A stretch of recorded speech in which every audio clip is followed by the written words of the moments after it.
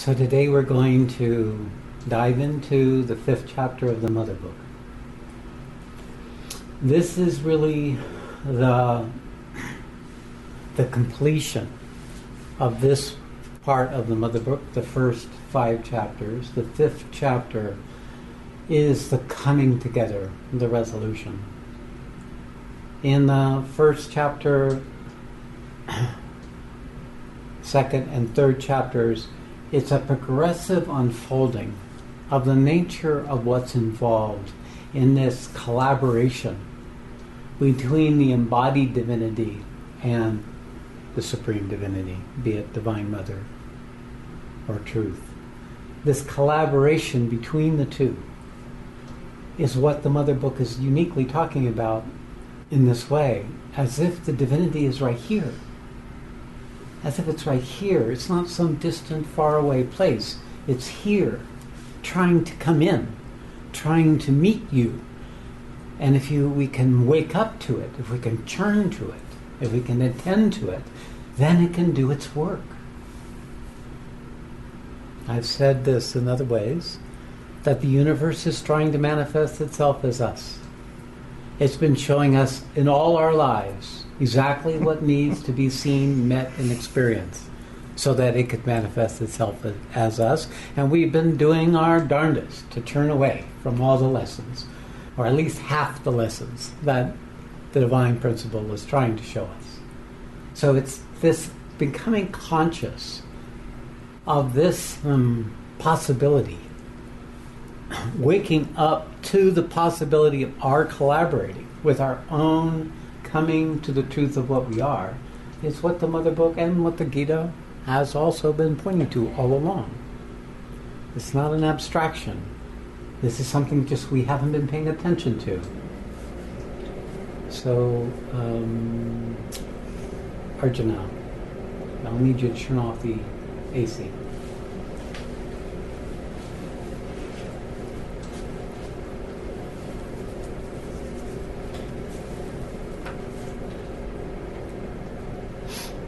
So the first chapter of the Mother Book is about the required attitude. The required attitude means our attitude matters. It points to the fact that the orientation that we take matters in terms of this whole unfolding that spirituality is pointing to of our true nature. And this attitude is a fixed and unfailing aspiration, which you might say it is a call from below. A cry from below, a reaching up to something greater, not of the world, but in this principle of consciousness. Of course, we can't do that until there's been enough awakening, enough consciousness, enough waking up. Then the waking up itself ignites the fire. And this is the aspiration. So it's the divinity within crying for the calling in the divinity without. And that's the key of the relationship. And the first chapter focuses on what is it that's required? A sincere surrender, exclusive self-opening, an integral and constant choice of the truth, a constant and integral rejection of the falsehood. So it is telling us that there is a work here. It's not enough to aspire. We also have to reorganize the way we have been habituated to be as individualized separate beings, such that we can open up to that which we're aspiring for. Sincere surrender, exclusive self-opening, and a constant and integral choice of the truth. So then it goes on into more detail in the first chapter, and the first chapter is kind of hitting. It's hitting. It's hammering. It's Sri Aurobindo in truth. He's punching to get that which has started, giving it momentum, feeding it. And it continues into the second chapter, where there's a greater intensification, greater focus about each of the parts of our systems, our mental, our vital, our physical, that will resist, oppose, obscure, deny, object to the process that inevitably gets set in motion when our aspiration, the cry of our aspiration, is responded to. So each of these Gita, the Mother Book chapters has something of the same progressive quality that the Gita points to. Sri Aurobindo, the Gita was his book. That's what he awakened to, reading in that prison. And it's in that principle the Mother Book is pointing to. There's this progressive moving into relationship to that grace, moving into relationship to the universe, moving into relationship to that divine principle that's trying to come to us. Now this happens tangibly when there's a Krishna or there's a Sri Aurobindo and a Mother. This quality, this particular availability of the grace is much greater when you're around someone who it already has taken over, where it's already occupied the person.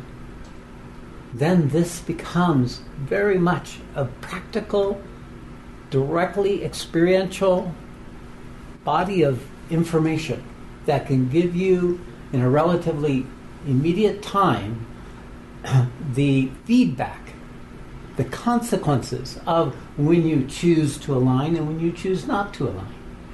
The consequences of what it feels, what happens for you when you choose to align, and the insurge rush of the grace and the peace and the presence, the spaciousness, the clarity, is the evidence that you have chosen correctly. And when you feel diminished and angry and judgmental and competition and threatened and needy, and then you can know you didn't. So this immediacy is what allows to make this manual very, very practical. By the time you get to the third chapter, it's talking about a deepening, a softening of this process. It's not so aggressive because by this point, the consciousness has come to some acceptance, some adaptation, some learning to be different, and the grace is being able to have its effect. By the time you come to the fifth chapter, and we'll start with that in a moment, you have come to a place where your aspiration has reached such an intensity. The cry, the longing in you has reached such a cry that all you want to do is to serve that. To be a worker for the manifestation of that which is showing itself. So if 100 people start able to use the Mother Book in this way, one will come to this. And if others have come through other paths, they will too also be one of 100 or 1,000 who have proceeded on it, who have entered the spiritual path with sincerity and resolve. If you've entered the spiritual path with sincerity and resolve, you gain this quality that allows you to be interested in what this fifth chapter is talking about. And I assure you of those 100 who actually are capable of being pulled to this, one will actually be able to complete this, to become a successful manifesting channel. So it takes a certain listening for this chapter to be relevant. And as we go through this chapter, if you find within you that you're touched by it, or inspired by it, or lifted by it, then you're one of those 100. That's how you know. It's a cry in your very being. You know, I discovered this in 2001. I'd been with my teacher 3 years. And then he started giving me work. And when he asked me to do this project in Los Angeles, I was in India at the time, something got turned on in me. It just came up. And my meditations and my samadhis and all the things that I cherished and valued and all my contemplations and my studies became secondary when this came up. And all I wanted to do was that. I didn't know what it was. I did the budget. I flew to the United States. I met with my partners in the work in Los Angeles, and we began about a 4 or 5 month process of preparing the space and the listening for my teacher to come and do the revelation of the Gita book, the Gita course at that time called the Advanced Gita course, which was for 6 months every weekend. And that sense of being a divine worker, of being an instrument for Him to bring forward into the world this quality of consciousness that I was so deeply longing for and aligned with. That's all I wanted to do. And it was a 24-hour job. Shit work, tons of problems, resistance, obstacles at every stage of the process, mentally, vitally, physically. But there was never any hesitancy. There wasn't any fatigue. There was no tiredness. There was no doubt. There wasn't even a doubt about myself being able to do this, even though I kept being the problem. Clearly, the problem. There was no doubt. I knew it was all serving, even the error. It's not that I knew it mentally. I just knew it in my heart, because it was a constant, heart-based expression of the aspiration and devotion that had come to me. This was not self-serving in that way. When things went wrong, I didn't take it personally, and when things went well, I didn't take it personally. It was all for the glory of what was trying to come forward. It wasn't about me. And there was a tremendous relief in that. There was a tremendous relaxation when I actually wasn't doing the work. It felt just true or right. It was the perfect Dharma for me at that stage of the journey. The perfect set of actions, the sacrifices, the efforts, the complexities, the difficulties for me at that stage.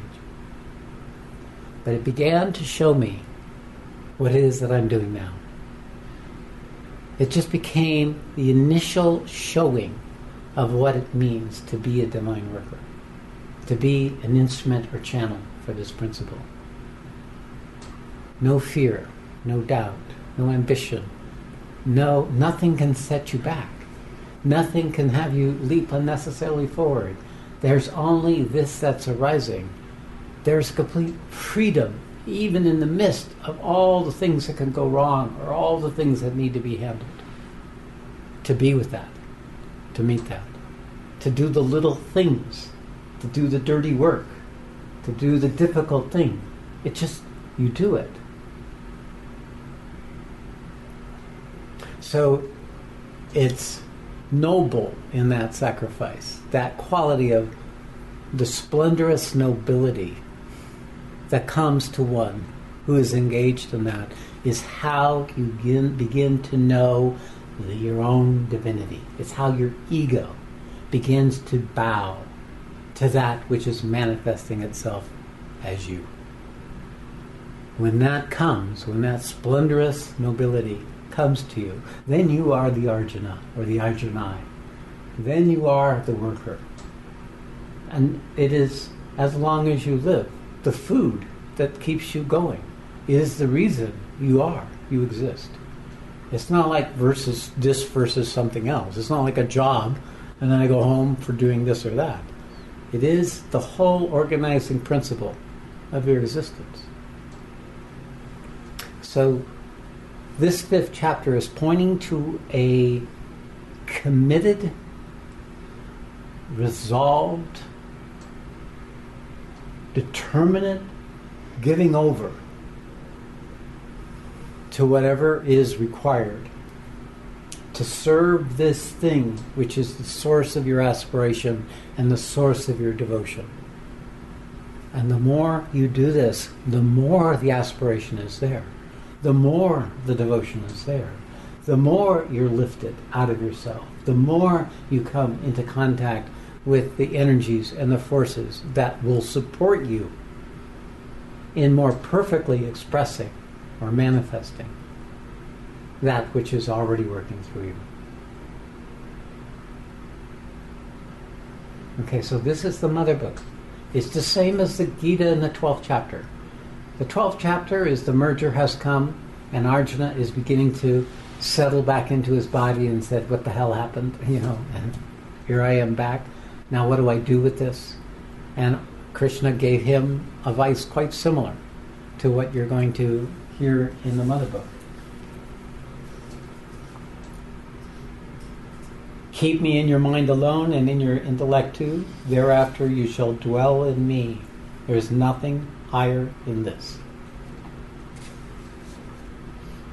But if you find it difficult to be linked with me in your consciousness, then try to attain me through practice, through spiritual practices, mantras, meditation, so on and so forth.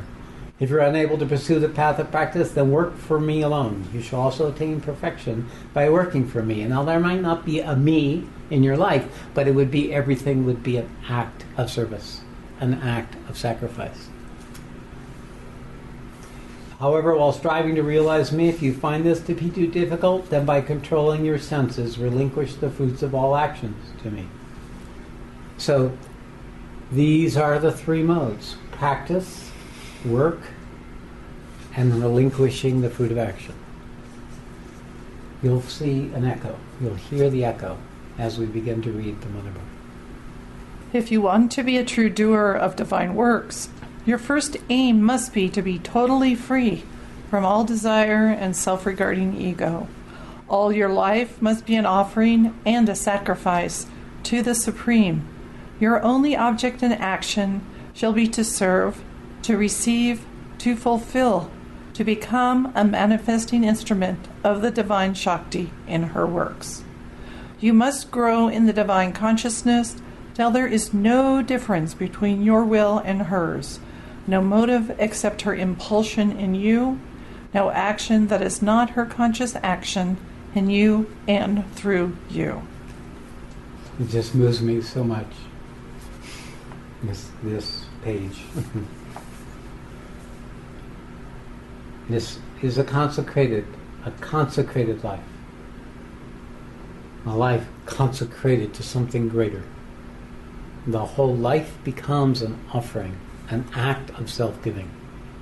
And the act at this point is the sacrifice of your individual separative identity self. It's the sacrifice of your life as you wished or thought you would be.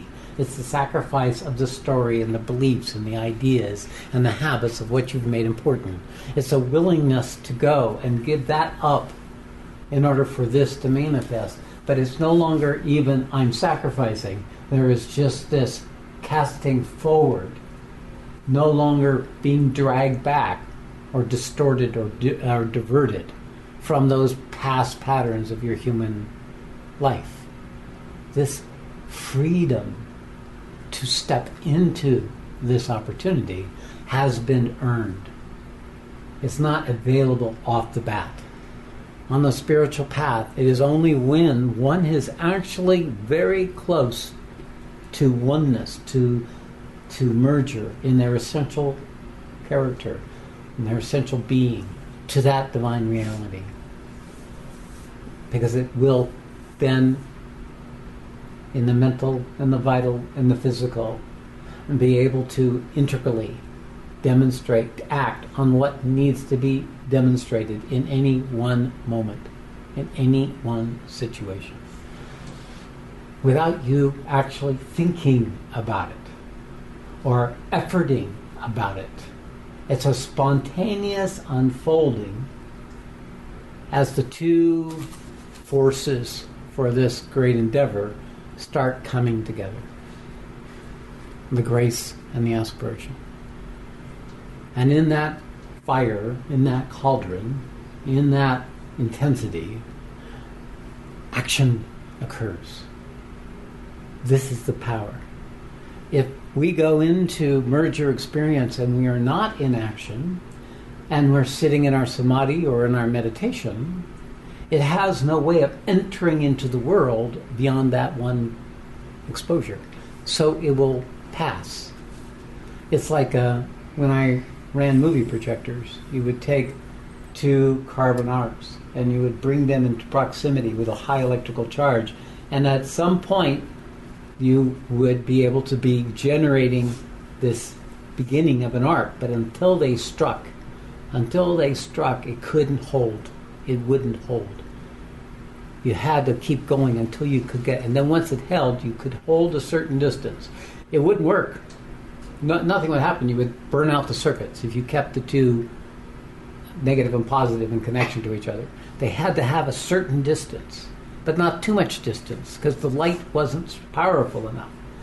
So this is the characteristic, is the immediacy, the proximity, but it's not the merger itself. It's just back from the merger, and you're engaged in action. Action, while you're in that state, learning to function, learning to serve, learning to operate, to throw yourself into the arena of the work that is available for you to do. And at this point, I assure you, on the 5th chapter, there you have been given some work. By the time you come to the 5th chapter, you're already playing a role in the manifestation of the divine. You're a teacher, or you're serving the world, or you're a spirit, you're a healer, or you're in some way engaged in a tangible, conscious way in being a contribution or service to the world. Now, this quiets, in the stage of the spiritual path, all that falls away, just like it did for me. And I went into the merger, and I went into the experiences, the sabbatical samadhis that would last and last and last and go on, and I never wanted to go back into the world. I was wonderfully happy. Even if they came and go, I was feeling so good in between that there was no prompting to go anywhere. So it was this period of time where we need to allow our system to move into relationship and take in and let it become cellular, become intimate, become part of us. Then the action, the ability to take action. If before this part is finished and we go into action, the danger is the ego is going to still be running the show. The danger is the ego is going to lay claim to it. It's going to be the one that says, oh, it's me that's doing this action. It'll be that will come forward. Without the full purification, without the full integration, the full purification can't come.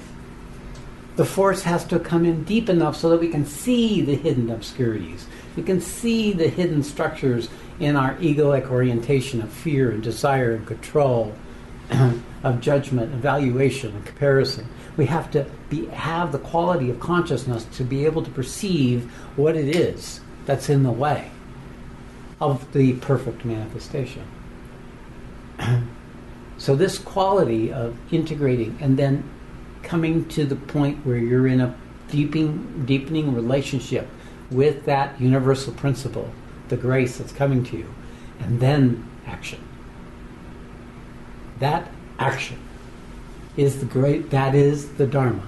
That is the Satya Dharma. One who is in proximity to the divinity, even if the ego is still there. The relationship, when there's sufficient purification, will make that some portion of that perfection, of that grace into the world, will be able to come through you. It will lift the soul. It will give a quality of clarity. It will heal. It will give them the strength to keep going forward. They will sense something. They will keep their aspiration, their longing going. For what? Because you are now actually demonstrating it. You're speaking it. You're acting upon it. Your presence is a demonstration of that quality of consciousness. But even that is still just the beginning of the perfection. It is still just the next stage of the journey. He doesn't go in the Mother Book, doesn't go beyond the 5th chapter. But the Gita does. So that by one has come to the 12th chapter in the Gita, you have 6 more chapters to go through, but in the Mother Book it stops. This is what he saw, this is what he knew, that if someone could have in their heart a willingness to be a divine worker, that would be enough, as long as they continued to take actions aligned with that. All your life must be an offering and a sacrifice to the Supreme. All your life. Your past, your future, your present. It's not that you have to destroy those things in life that brings enjoyment or peace or happiness or beauty or anything, but that you are willing to leave it all behind when the opportunity comes to serve the divine manifestation, including your relationship with the higher experiences, including the higher states. You know, Meher Baba had a person who was a devotee with him, came to him in the early days, and he gave him the job of meditating non-stop. He lived in a hut and he was fed food and he meditated non-stop. And when Meher Baba died, came out of the hut, and then people said, "Oh, God, tell us, what was your experience? What was that like?" And he said, "Oh, nothing. Nothing. I didn't notice anything." But he sacrificed his whole life, 30 years of his life, following his teacher's instruction. Now, what was his true consciousness? His superficial personality couldn't know it because it wasn't put into action. It wasn't able to be demonstrated. But what he was willing to do was serve in this one particular way. Serve having any higher states, any great realizations, any outcome, no human life, no human satisfaction. Marooned on this ashram in this little room. The only thing he had was his teacher's grace, the grace that was coming. He didn't recognize it because he was swimming in it. So sacrifice of all that you know, all that you believe, all that you have felt in the past or could feel in the future, all that you could want, all that you could lose or gain. This willingness, this is the thing required. And this aspiration to be a manifesting instrument of the divine Shakti in her works. I call it to be an instrument or channel. Because you can be a channel. You know, when this first happened to me with my awakening and the forces, the grace started coming, it was clear. I mean, I had visions of me just being this great big pipe, and my consciousness was like a fly on the wall of this great big pipe. And I knew something was happening. I could feel it coming through me. I know it was extraordinary, but I had nothing to do with it. So I knew right from the beginning that was a channel, and then when I began to serve my teacher in India, I became an instrument. Interesting. Somebody wants to listen. Then there is this issue of my will or your will. The issue of individual will or divine will. The willfulness. This is talked about in the earlier chapters in the Mother Book. This letting go of our will and choosing the will that's of what is that has caused what is arising. So it's not like my will is your will until you've come to a certain state of purification. And all that is this love or truth. Your will is divine will when your experience is love or truth. Then in that quality of presence and spaciousness, or that quality of oneness and interconnectedness, the actions you take are a demonstration of that will. That even the impulses that arise in you in this state, they will all be pure. They will all have a truth. They will all have a role to play. Even if it means sometimes anger, sometimes irritation, sometimes an embrace, sometimes a slap. This beginning to trust the quality of yourself that comes forward where you step out of being just good into something much more dynamic and true. This ability to go beyond your own ethics and morality and your familiarities,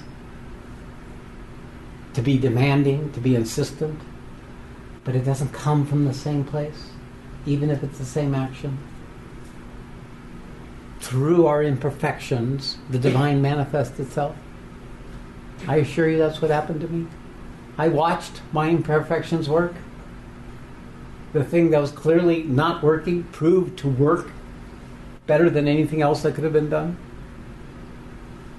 The collapse that it created and what had to come up forward out of the collapse was exactly what needed to come forward for his work to have manifested. It's being able to trust yourself. Now, until this comes, until it's the aspiration and the longing, until the self-giving is there, until the willingness is there, this is not necessarily true. This is a state of more perfect perfection. When one comes to oneness, you cannot do harm to another. When you are in the state of truth, you cannot create a falsehood, even if it seems that you are. Because it regulates your action when you've given yourself over to these forces of truth and love. It prompts you to be how to bring the greater truth or how to bring the greater love. And sometimes it needs to be an attack. Sometimes it needs to be an assault. Sometimes it means people having their expectations unfulfilled. Sometimes it needs to be chaotic, or a criticism, or a fault finding. It's funny how this is. I would watch when my teacher would get angry at me, because he got angry at me quite a bit. And all I felt was bliss. All I felt was alive. It's like I wanted him to do it more. But I watched him do it with other people, and they would get reactive and just spin and spin and spin because the willingness hadn't come, the surrender hadn't come. It's more than not taking it personally. It means that I was in connection to the truth that his anger was representing. And there was a complete willingness to do whatever I needed to do in order for that truth to manifest itself. Until you are capable of this complete dynamic identification, you have to regard yourself as a soul and body created for her service, one who does all for her sake. Even if the idea of the separate worker is strong in you, and you feel that it is you who do the act, yet it must be done for her. All stress of egoistic choice, all hankering after personal profit, all stipulation of self-regarding desire must be extirpated from the nature. There must be no demand for fruit and no seeking for reward. The only fruit for you is the pleasure of the Divine Mother and the fulfillment of her work. Your only reward, a constant progression in divine consciousness and calm and strength and bliss. The joy of service and the joy of inner growth through works is the sufficient recompense of the selfless worker. It's so perfectly spoken. When one becomes willing to be a divine worker, to work for the divine manifestation, you enter into an arena of action. And in this field of action, you begin to burn out, through taking the acts, the samskaras and the habits and the addictions and the desires and the fears and the preferences and the karmas of your system in the process. So of course you're going to do it poorly at first. Of course it's going to be imperfect at first. All learning starts with ignorance. All love starts with hatred. All freedom starts with bondage. So it first always starts with the imperfection. But the key here is the aspiration has you such that you're not overtaken by the imperfection. That you're able to endure the burning, endure the process of the imperfection of your person that's being revealed in the process of struggling to be a divine worker. I used to tell my teacher, once I started getting hip, not usually when I did it, but afterwards, I says, I am as much a problem as an asset, if not worse. I began to recognize how my idea of rightness, or how it should be done, was in its foundation in error. And I began to see that I didn't know.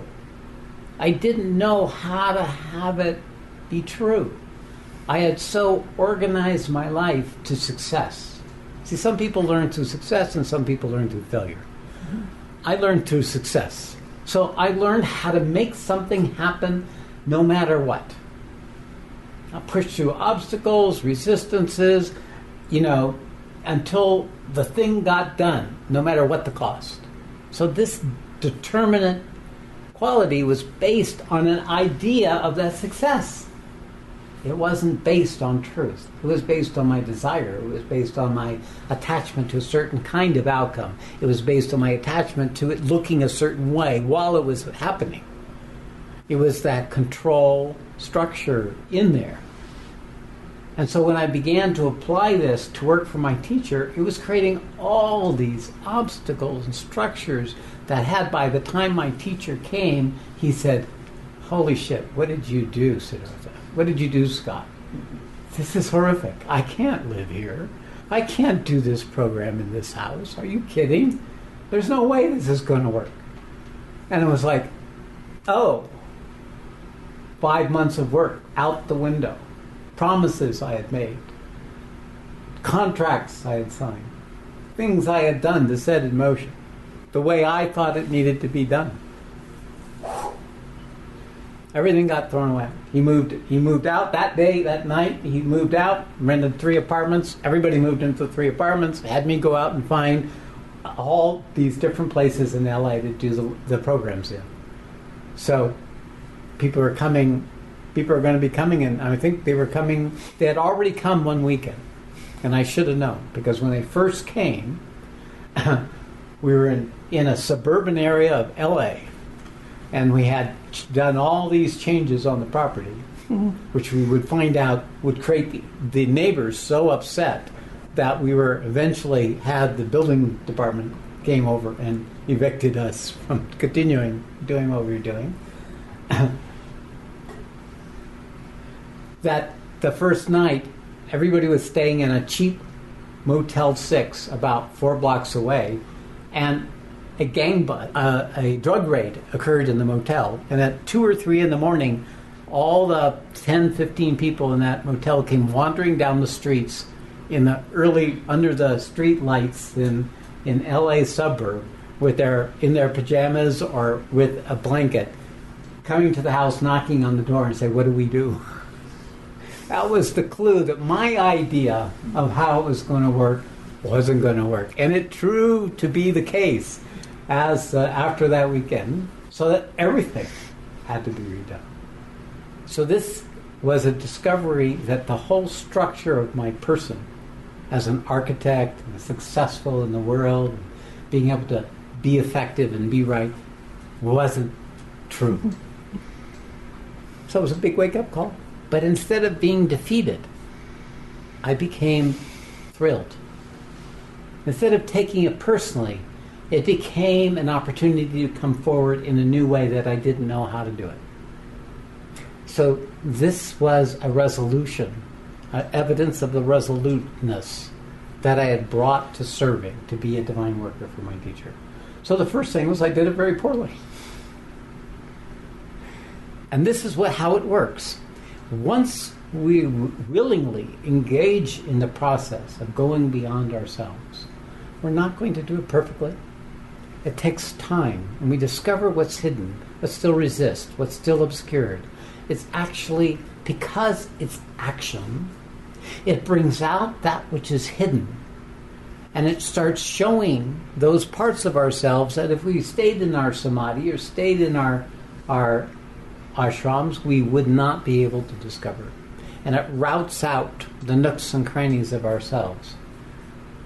The more demanding, the more purified we become. And what allows us to stay in that process is the trueness of our aspiration. the trueness of our devotion.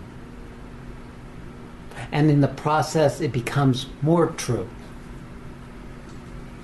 more love, more oneness. So the fruit of this labor isn't its success or failure or the way it turns out or how difficult or how easy it is. It is there more truth? Is there more love? And your evidence is in your own experience. This is the constant progression in divine consciousness. And with it comes this calm, this strength, this groundedness, this clear seeing. These are the byproducts.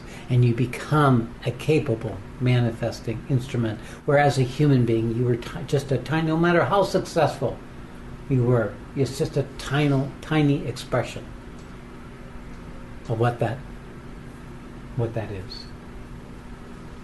So it's because we begin to operate in dimensions outside of what we operated as a human being. We become effective in ways that as human beings we weren't even aware that we could be effective in those domains. Because other forces join in with us. It's not just us. We're just the vehicle. We're just the instrument in which the divine forces that are here to assist in the manifestation of the new consciousness can join and use you and work with you and carry the purpose that you're carrying to its full expression in all the planes of the consciousness, not just the one you as a person are familiar with. This joy of service and the joy of inner growth, the sense of your changing, the sense of a fundamental shifting in the reality of you. This is sufficient recompense for the selfless worker. But a time will come when you will feel more and more that you are the instrument and not the worker. For first, by the force of your devotion, your contact with the Divine Mother will become so intimate that at all times you will have only to concentrate and to put everything into her hands, to have her present guidance, her direct command or impulse, the sure indication of the thing to be done, and the way to do it, and the result. And afterwards, you will realize the divine Shakti not only inspires and guides, but initiates and carries out your works. All your movements are originated by her. All your powers are hers. Mind, life, and body are conscious and joyful instruments of her action, means for her play, molds for her manifestation in the physical universe. This is the evidence of the greater perfection. This is also freedom from fear, freedom from the dark forces, freedom from obscuration. Things don't stay hidden around you. You don't stay in stuck patterns. You not only can experience the shifting in yourself, but you can see the shifting in others that you're interacting with. This coming into where you have this present guidance, so that it's as if it's always right there. Something comes up and your person doesn't know how to be with it. The limitations of your human mind or human vital, it feels overtaken or overwhelmed, or it doesn't think it has the clarity or it has the capacity. All you do is step out of that part of you and lift up and let in that which is living you. As if you're just the mask. You're just the surface puppet of this large divine principle. And all you have to do is remember it's there. And once you remember it's there, everything you need, all the guidance, all the information, all the things that have been obscured to you become available. And after a time you come to trust that, to know that as soon as you step out of your little story or your little mood or your little idea of yourself, this principle that you are becomes available to you. If not in that moment, within a few moments, or a few hours at the latest, a resolve comes, a clarity comes, a new strength, a new acceptance, a new willingness to let go, to get off it. I do not know how to do this. I used to say that all the time. When I first began this work, that was what it was. It was because so intense. It was so intense in the early days. There were so many dark forces that were coming at me. There was so much ego and so much challenge and so much suspicion and distrust. I just didn't know how I could possibly be saying the right thing, or I could possibly be making any difference in that context. But once I stepped out of that part of myself, there was this willingness, this strength, this trust that it wasn't about me personally. It wasn't about what I was evaluating was going on. That there were things that were going on that I couldn't see, that weren't apparent. And then I could then, over time, watch the truth of what it was that had come forward. All we need is this willingness. All we need is to have enough intimacy with that divine principle that lives us. And we can relax. And in the relaxation, these structures that resist or control or divert start losing their authority, their power. And we begin to more naturally express the perfection that is trying to come through us. You know, I always used to say I'm a slow learner, but once I get it, I don't forget it. Now, I'm not sure about the forget it now. I think I've forgotten a lot more than I learned. But when it comes up again, it's familiar. But there's this quality of willingness, surrender, connection. And the need for the action becomes less and less and less. The need for the speaking, the need for the doing, the need for the activity becomes less and less for the same result. Till there's nothing to do. So the perfection is in that. An efficiency, an effectiveness, where there isn't struggle and effort, the laboring, the wanting to make it perfect or have it be a certain way. You become much more efficient, and you notice that when you take the action, no matter what the evidence is, you can just step back and watch. And the result manifests itself, and you begin in the larger. The more you step back, the more you see, oh, well, it had to go that way. They had to leave so this space could be created. This had to happen so that they could see what was obscured, and that showed that they were not yet ready. There had to be this recognition that, okay, it's not the time. You can't force something. You can't force a flower to bloom before it's time. I moved into relationship to what was occurring, with not taking it into like my personal project. People became less and less my responsibility, and it became more and more their responsibility. All your powers are hers. Your mind, life, and body are conscious and joyful instruments of her actions, means of her play, modes of her manifestation in the physical universe. It's my experience that divine delights in our limitations. Divine actually is enchanted by our failings, by our quirks, by our eccentricities, by our bizarre distortions. It's curious. Just like we have multiple types of flowers, multiple types of thorn bushes, multiple types of the diversity. Divinity loves us for our uniqueness, our unique strengths, our unique weaknesses. She doesn't see a difference between the two. She uses them all. There can be no more happy condition than this union and dependence, for this step carries you back beyond the borderline, from the life of stress and suffering and the ignorance, into the truth of your spiritual being, into a deep peace and its intense ananda. While this transformation is being done, It is more than ever necessary to keep yourself free from all taint of the perversions of the ego. Let no demand or insistence creep in to stain the purity of the self-giving and the sacrifice. There must be no attachment to the work or the result, no laying down of conditions, no claim to possess the power that should possess you, no pride of the instrument, no vanity or arrogance.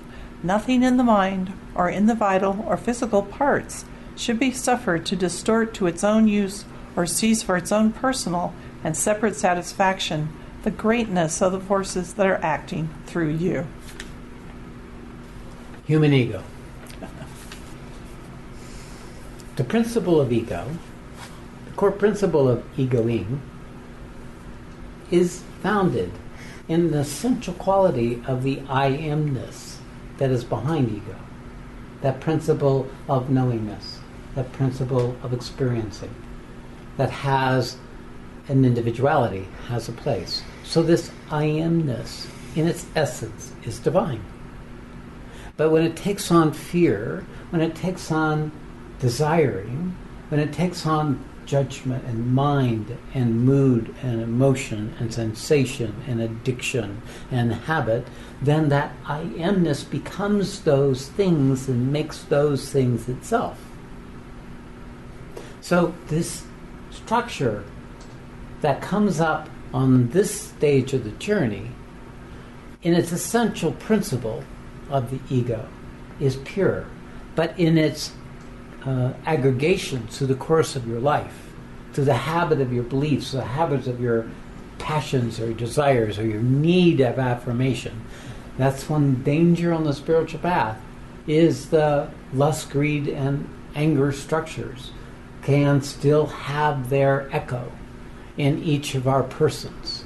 And they can take the increased energy that comes when we align ourselves with the divine force to exaggerate or justify and rationalize, to become confident that in its lower motives, lower distorted drives, is truth, is love. And yet it's still self-serving. Now it's not that someone who's come to the state of a certain attainment, that they cannot serve in a useful way in the creation, but it'll have limitations, and sometimes severe limitations. There'll be collateral damage due to the parts of the person that has not yet been free of these structures that still run the collective consciousness. So this purity of being, this purifying ourselves to be free from lust, greed, and anger, purifying that part of us that's still clinging or controlling out of fear or want, to be able to see those resistant end structures. These, actually, the ones that are still left, will get exaggerated more and more as you progress spiritually. You won't notice that it's arrogance. You won't notice that you're controlling and dominating the people that are coming to you. You won't notice that you're judging and separating and isolating and closing down the opportunity for love and truth to manifest. Because your I amness will have grabbed on to that power for its own purposes. Its own clarity of mind, its own confidence and imperturbability, its ability to not take things personally, can be distorted and use this remaining ego for its own enhancement. So it could become superego. There could be godlike powers, truly, where people are powerfully affected and transformed in tangible transmission. And they unwittingly become victims of whatever is left in their teacher. They unwittingly become expressions of the limitation that the teachers have not yet come to, and wondering what's wrong with themselves. They lose the opportunity to come to their own divinity more perfectly, depending upon how much these things have been met prior to the spiritual awakening or the spiritual development. This is why humility, self-inquiry, and service are the three measures of our worthiness when we enter the spiritual path. This quality of humility and self-questioning, and this longing to be of use, to be of service. These are the three things that I look for. Not just the aspiration, not just the longing. These qualities. If there is not the humility, then there will be arrogance, then there will be judgment, then there will be comparison, then there will be control. And if once you get to a certain attainment, nobody can tell you otherwise. Even that who was the source of you coming to that state will not be listened to. I've seen it again and again and again and again. Many more times than not. They become convinced that their ego is telling them the truth, and that they are the divine being, and the teacher doesn't understand what they've come to. But they have it. I can't tell you how many times I've seen it. And I've seen it in myself. And this is why I would always doubt the part of myself that would decide I was done. If nothing else, to stay with that part of me that thought it was done, to make certain it was done. And never was. I got done without me even knowing I was done, and then I was done, and I didn't have a clue. That was what the done was. Done. I was a done. That's what it's like, done. But it had no power. It had no, it didn't have this great big ego exaggerated, Donald Trump kind of on the stage kind of thing. It was completely ordinary, simple, plain. So humility, the self-inquiry, which would be this constant questioning, constant testing, knowing that this is a risk on the journey, constantly making certain that you are not getting overtaken by patterns that you have not fully acknowledged or fully recognized. And the way you can tell is just look to see if you have negativity for other people. Look to see who you're comparing yourself to, or who you're judging, or who you're repulsed by, or who you think is disgusting. This will show you what's left in you. Because if you can't see all these things with compassion, then they are not complete in yourself. If there's still a need to be right, and you catch yourself rationalizing and justifying, so then you could be suspicious. Okay, look at me here, I'm rationalizing and justifying. This is me that needs to be right, because if I'm not right, I'll be wrong, and if I'm wrong, I'll be crushed.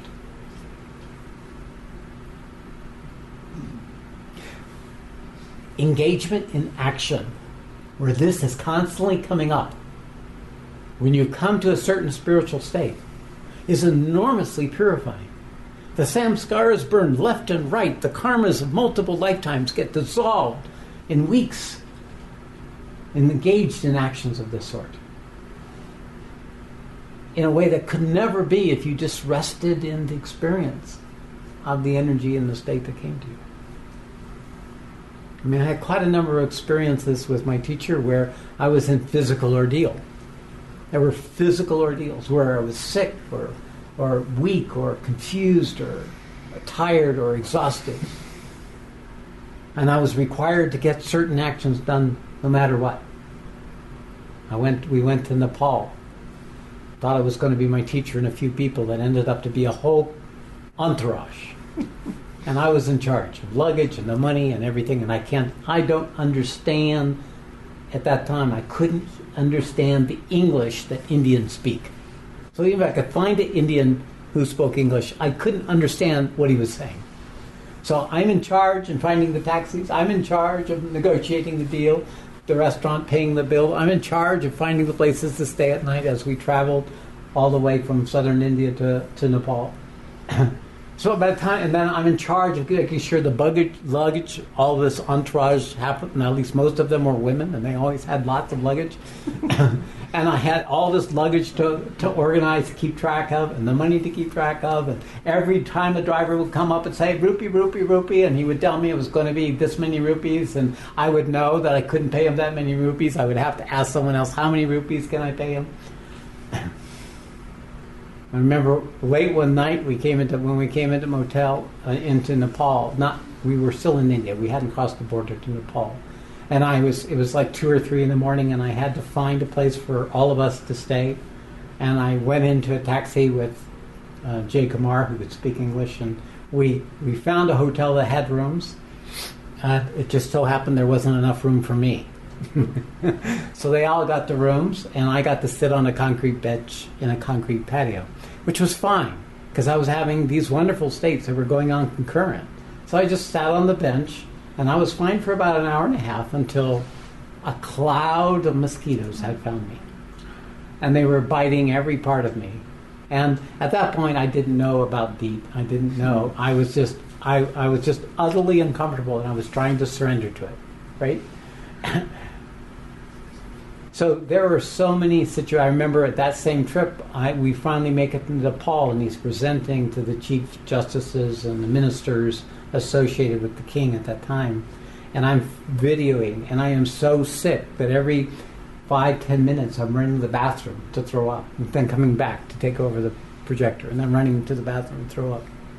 And I was sick many of us were sick for months after that trip, energetically, crippling. And in that whole time, I was being carried by this energy, this wonderful, always there force. It wasn't even in my conscious mind, because at some point my brain couldn't keep up with all the things that were going wrong. And it was carrying me even when I was sick. It was just like bliss, sickness, connected sickness, vomiting, diarrhea, messes, can't eat food, can't meditate, but it was always there. Something got released in those ordeals. Something came forward that was allowed, that couldn't have happened if I had had a Western teacher. Couldn't have happened without that particular characteristic that my teacher had, this ruthlessness that would use me up, that would demand of me, much more than I can even demand of you. I always admired that in him. And I attribute that quality in him to have brought me to the integral state that I've come to. But in this engagement, we become more and more perfect. In this level of willingness, this level of commitment, this level of spiritual attainment, we really then begin to strip away that which is not truth about the I amness that we are. And we become more and more surrendered and capable instruments in that process. I have a question. Okay. So last year when I came, I had this over-eagerness to serve, right? Even when I knew that I had some physical limitations. Yes. I used to do it, and then we moved some furniture last year. Yeah. And then I had shooting pains in my wrist. So this year, she asked me once, and Sean asked me once. But I said, if it's too heavy, I can do it, because my wrist hurts. But then there's this part in me which keeps saying, oh, why didn't you try? Why did you try? But from last year's experience, I know I can do it. But still there's this guilt inside that you should have at least tried. What is that? Perhaps you should have at least tried. Oh, okay. Yes. Or perhaps you should have bound your wrists so that it wouldn't be as strained. Or how do you find out? You find out by doing. Perhaps the arm's not strong enough. Perhaps there are some things you can't do. But the bottom line of it is the willingness that we then see. Now, if you came to the correct place with this, then maybe what you said was the correct action. This self-questioning, however, this doubting of yourself, is what's left on your journey. If you said no, and there was nothing in you that doubted that, then there would be either one, something still obscured, or nothing there. So this is tricky to know. So what brings the highest truth? So when you come to truth, it finishes. When you know an action is correct, it completes. When it doesn't, it lingers. Whatever is it that causes it to linger is our doubt or a habit of doubt. So it's self-questioning, but it's self-limiting questioning. It's not self-questioning for truth. So this being able to tell the difference comes through the process of engagement in action in the higher states of consciousness. Then when you come to what is true, it completes. There's no question. Okay, that's what, I can't do this. Nothing else. But if the questioning comes forward, there's something left, even if it's just the mental self-doubt. So do it then. And see So doing is the test. Now, bottom line of it, there's some limits. But if Jyoti Ma was going to listen to, I can't do this, she would still be, unable to move a single finger. So the bottom line of it is, there is this, we push ourselves beyond what we know, trusting that as long as it's in divine service, it will show us something. Check it out Monday at 11 o'clock. We'll be even further. He's going to give you another living opportunity to test out that. But it might be a good idea to wear a brace. Let your faith, your sincerity, your purity of aspiration be absolute and pervasive of all the planes and layers of the being.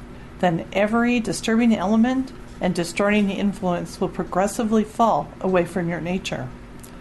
The last stage of this perfection will come when you are completely identified with the Divine Mother and feel yourself to be no longer another and separate being, instrument, servant, or worker, but truly a child and eternal portion of her consciousness and force. Always she will be in you and you in her. It will be your constant, simple, and natural experience that all your thought and seeing and action, your very breathing or moving, come from her and are hers. Here's the key. The universe can't manifest except through you. It can't. It doesn't have a perfect manifestation on its own. It can't do anything without the human form to manifest itself through. So, if we get past the idea that the human form is flawed, that we are limited, that we are conditioned, if we can come to a state of consciousness that we have recognized these things but are no longer run by these things, then you can recognize that the universe uses all parts of us. So if we're eating chocolate, it's the divinity eating chocolate. Mm-hmm. If we're going to a movie, it's the divinity enjoying the movie, wanting to see the movie. If we're dodging doing work at the ashram, it's the divinity in us dodging work, dodging to do work in the ashram. There becomes this freedom to be, because you has to relax that. You see, we have to learn to be not our best self enough that we can let it go. Then it corrects automatically. It starts straightening out automatically. The movies, I don't care about movies. Chocolate, it's just chocolate. It loses that hold and distorting influence on you. So everything I say has to be tempered. This idea of perfection is so easily misunderstood. The perfection is to be wholly, completely, truly yourself. As ordinary, to whatever extent you've been able to come to an alignment with the divinity, as capable as you are in the functioning in the world. And you know what happens with that quality is that those limitations then become as much as become as beneficial as your capacities. They all work. Yes, and then you're free. Now I want to stay there with that. This conversation cannot be understood from a person who is a lesser state of consciousness that is loving their chocolate, loving their movie, loving their sex, loving their laziness, loving their escapism, because then we will not true said, the divinity is in my escapism, divinity is in my indulgence, divinity.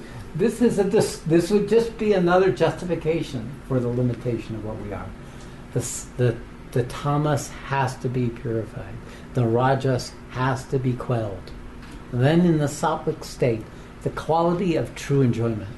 Because in this creation, sattva is the highest vibration. Sattva has no longing for or lusting after or clinging to. Sattva is being. Rajas is doing for doing's sake, wanting, getting, controlling. Tamas is having, hanging on, So this quality of being is what allows the Divine Mother to experience her creation through us. Then there's this enjoyment without clinging, or attachment, or ambition, or desire. It is just a joyous dance in the creation, a play, sometimes quiet, sometimes active, sometimes blissful, sometimes not, sometimes painful, sometimes comfortable, sometimes elevated, sometimes ordinary. But this quality of consciousness is unchanged in its essence, that these all are qualifiers, and therefore the existence is enjoying its existence. It's no longer limited to what it wanted to experience or not want to experience as a person. It is enjoying all of existence. This is true enjoyment. And being in a human form as a divine being is the fulfillment of birth. It's the fulfillment of all lives. It's the final freedom. It gets very tricky in these upper dimensions where we begin to actually start manifesting the divine force as an instrument or a channel. It's very hard to discern at first the truth or the not truth. And the core of it will be the innate purity, humility, sincerity that you have all brought with you on the spiritual journey. So it's always best to become simple, to become humble, to become ordinary before these bigger energies come. The Buddha said it right, just forget the middle kingdom. Forget attaining anything. Just cut wood, carry water. But that's still only a piece of what's possible on the spiritual path. So Sri Aurobindo and the Mother were talking about this because this was occurring in an environment where they were guiding everything. They were the example. They were the demonstration of the divine worker, each of them. And through that example, people could get a sense of the truth of what they were experiencing or not. They became the discriminating factor. You will know and see and feel that you are a person in power formed by her out of herself, put out from her for the play, and yet always safe in her, being of her being, consciousness of her consciousness, force of her force, ananda of her ananda. When this condition is entire and her supramental energies can freely move you, then you will be perfect in divine works. Knowledge, will, action will become sure, simple, luminous, spontaneous, flawless, an outflow from the Supreme, a divine movement of the eternal. So those of you who've listened to this or watched this video or are here in the room, this is pointing to a quality of beingness, a quality of consciousness that is able to be fully realized, fully recognized, fully experienced, but dynamic, not pulling away from whatever is required or necessary at any place, to cleaning the toilet, to speaking to 1,000 people, to inspiring hundreds, to putting the cat out of the house. It is free in all these dimensions. Guilty as charged.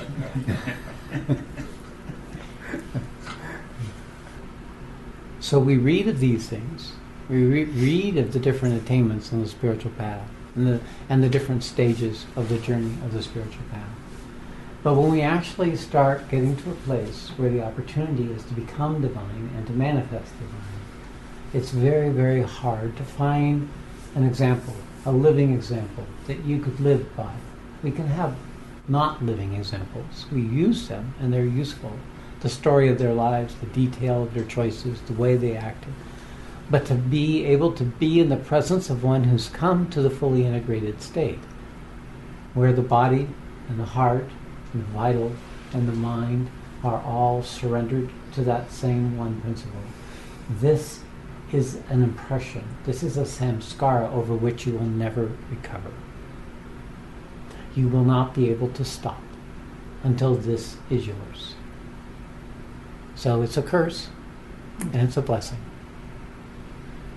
So that anything that is left unchurned, anything that is not yet met, anything that is still obscured, still resistant in you, will have to come forward. It will have to be met. It will have to be brought into the arms of the mother to be transmuted. So it's a harder role. It's a harder road. It's a more complete road. It's a more complete transformation, requiring something that we as human beings could never do ourselves. It is only the divine, our surrendering to this divine principle, that can give us the strength, give us the clarity, give us the perseverance, give us the willingness. However, we're the ones who choose at different stages in this path to meet it or not meet it, to continue to go forward or to not go forward, to reject the attractive option rather than choose that which needs to be done. We have a role to play. Our individuality is the one that has to be engaged in choosing dynamically to move into surrender and not go into a passive orientation expecting the divine to do it for us. It's this actualization of this quality of our personhood that can initiate, that can create, that can bring forward something out of nothing in order to bring forward a higher possibility. This is unique to human beings. Can you speak more about limitations?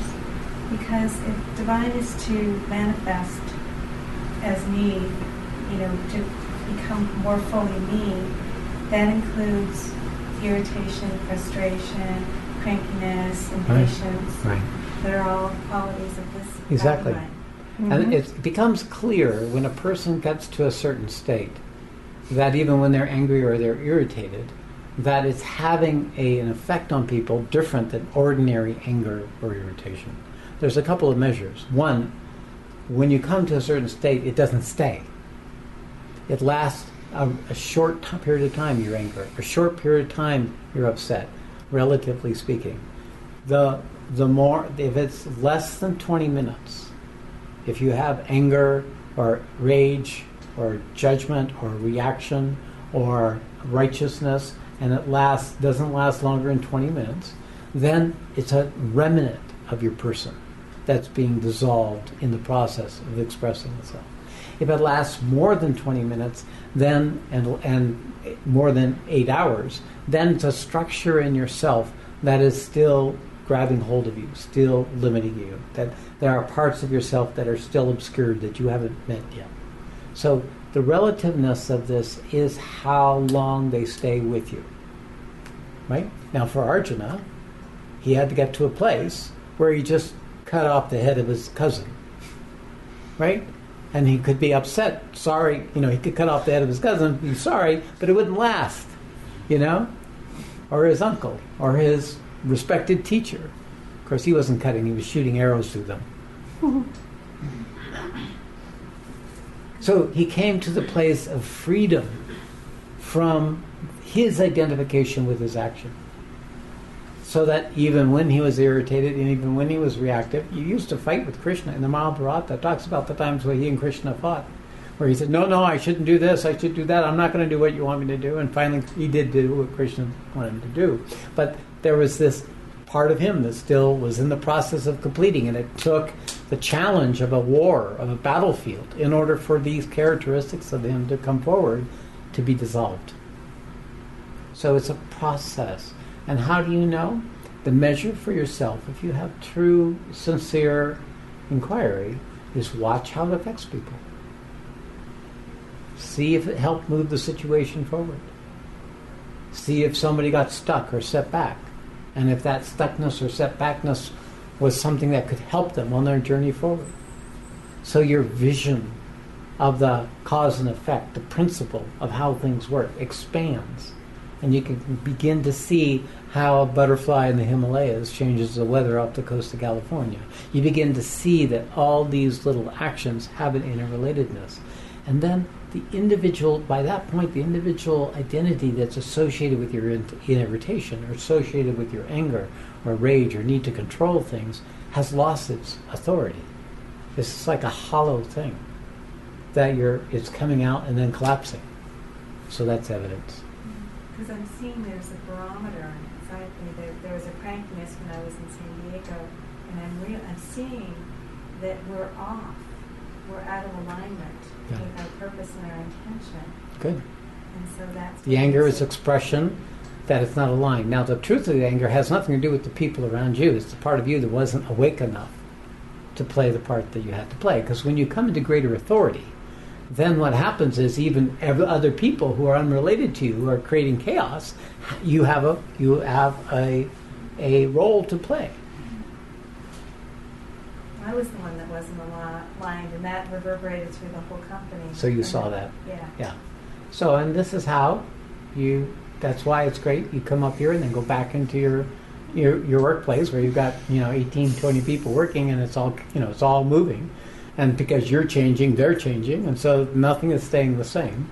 So what I couldn't do for you circumstantially, you're doing for yourself. The only thing I'm saying is keep your business. Still. Yeah, I haven't said not keep your business. I'm going to see if it has to die completely or if it's going to become something extraordinary. Okay, with that said, so namaste to you all. I want to thank you very much. I mean, your presence in this room and those of you who are watching this video or listening to this recording is what's bringing this possibility that the Mother points to into the collective consciousness. So, in this way, we're co-creating. As we find this within ourselves, we find this aspiration, this desire within ourselves, we manifest it. We begin to manifest it. So to that divine principle that we're speaking of here, and to that principle in each of you, in each of us, namaste. So, unfulfilled. This is the gist of the teaching of the Mother Book. The next chapter, the 6th chapter, which we'll enter into, is the cosmology. It takes us in a different direction, but it reveals in Sri Aurobindo's perception something very similar to what I have described in the planes of consciousness and in my teachings. And it gives us a context for understanding the predicament we find ourselves in, here and now, in how we ended up here, and what it's about, and what are the forces at work, and how to learn how to move into alignment with those forces as we progress spiritually. Okay. So let us meditate.